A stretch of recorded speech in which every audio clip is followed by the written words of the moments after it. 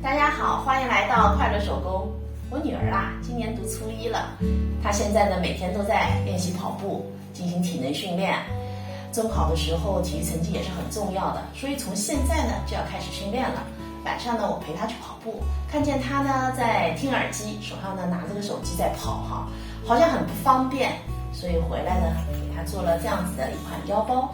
那这个腰包的大小呢，正好能够搁进一部手机。这儿呢，我还做了一个反光条哈，晚上跑步的时候就安全很多。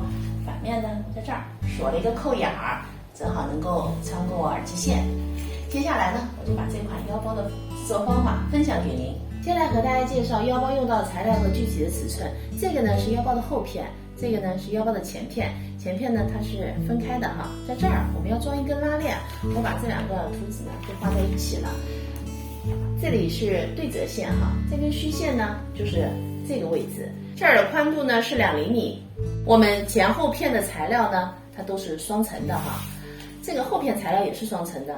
因为我这个纯色的是迪卡夫面料，它呢不太吸汗哈，所以我在后边呢用双面胶烫了一层全棉面料。这些呢是腰带部分的材料，这4份啊是有图纸的哈，一会儿呢我会把它和前面的图纸画在一起，放在评论区。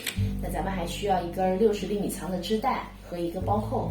腰包呢还需要一根32厘米长的拉链和一些包边带。接下来我们就可以开始动手制作了。首先呢，我们来制作腰带部分。我们把织带搁在这2片材料中间，这条边呢就是4.5厘米。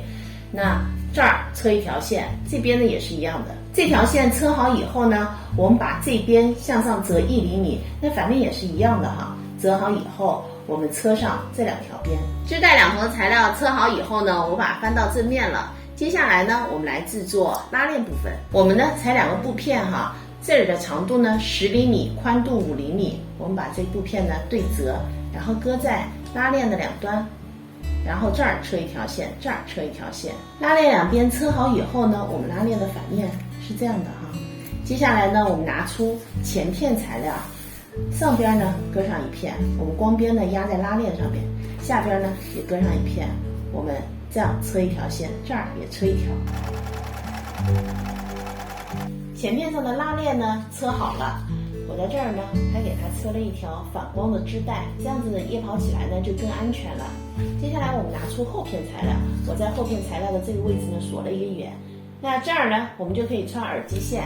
现在把2片材料叠齐，那我们用包边带把这条边和这条边给包上。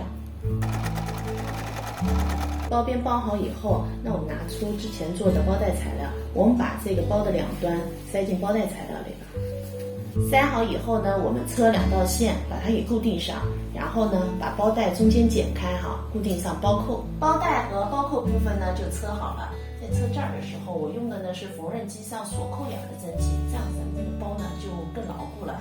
因为那个包呢非常的轻薄哈，大小呢正好放进一个手机。那平时运动的时候呢可以背，如果我们出门啊，可以放一点贵重的东西贴身放，那外边穿上衣服呢隐蔽性也很强。这期视频内容呢就是这些了，感谢您花宝贵的时间来看我的视频，记得要帮我点赞哦。咱们下期再见。